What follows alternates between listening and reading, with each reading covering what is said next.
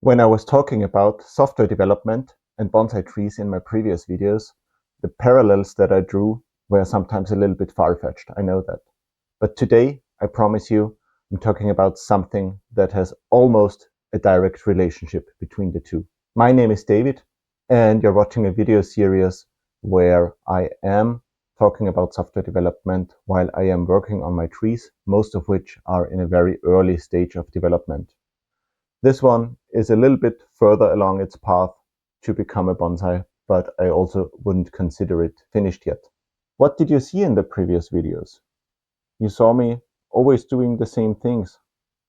I'm wiring a bonsai, then I'm unwiring it again, then I'm clipping some new growth, then letting it grow again. I'm watering, fertilizing, spraying against bugs.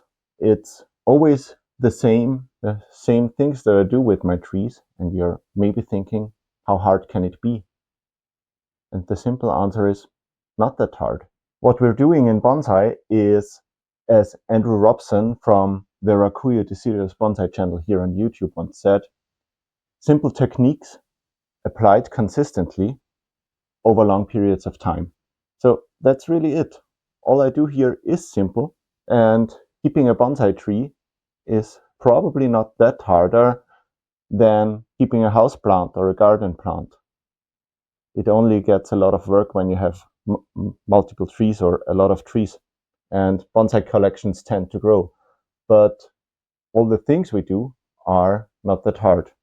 They are not that hard, but also they require some practice, or with some techniques a lot of practice to get them right, to do them well. So it's not hard, but it requires some practice and some experience to do them right and to apply them in a way so that our trees become better over time or get better over time. And we have exactly the same thing in software development too.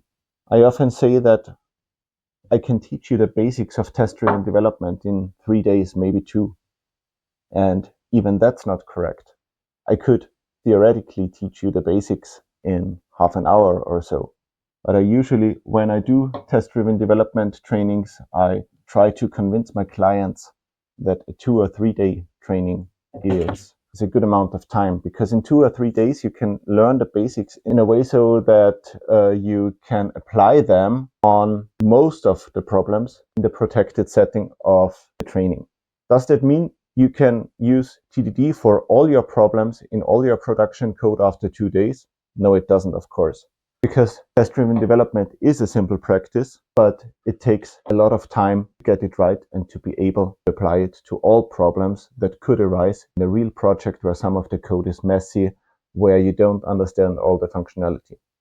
But the basics is still just write a failing test, see it actually fail, write the simplest implementation that can make this test green, and then refactor. That's it. Also in the past, I've been teaching certified Scrum developer trainings and agile engineering practices trainings, which cover a broader scope, where we also talk about pair programming, continuous integration, continuous delivery, specification by example, and other techniques that you want to use or you should use to create better software more effectively. And none of those is hard.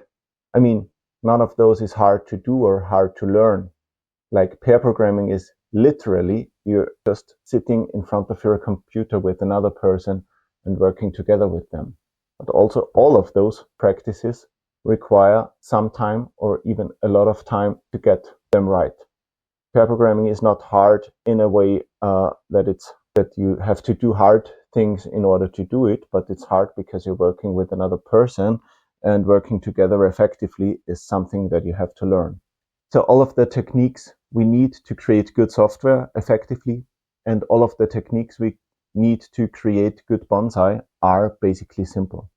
You can learn the basics for all of them really quickly. But then again, using them effectively requires experience, and not only that, it also requires time and consistency. That's the other part of what Andrew Robson said. It's simple techniques applied consistently over longer periods of time. And also here we have exactly the same thing in software development. If you try test-driven development for a day or two in a huge software project, you won't see any benefits. If you try pair programming for a day or two, you're not getting good enough to use it effectively. And also the same is true for other agile engineering practices. So if you want to see effects, then you have to apply those techniques together and consistently over longer periods of time. So when people tell me or write online that they've tried test-driven development and that it hasn't worked for them, or that it could never work in their special project, then it's oftentimes just that. They tried it, but they didn't use it consistently, they didn't get good at it, and because of that, it didn't work for them, and they stopped too early, and they stopped before getting any benefits. With growing bonsai, I would consider myself to be an advanced beginner. As you can see, I've said this is one of my more advanced trees, but still, this will never be a masterpiece. So I'm still learning to apply those simple techniques consistently over periods of time to create better bonsai. And I still need more practice and experience. I have much more experience when it comes to software development. I even teach those techniques to others, and yet I'm still learning and growing and trying to get better at them. So some of those are simple to learn, but take a lifetime to master. If you liked the video so far, please hit the like button and subscribe to this channel so you don't miss other videos that I'll be doing in the future. The things that we do to create better software more effectively, all of them are simple.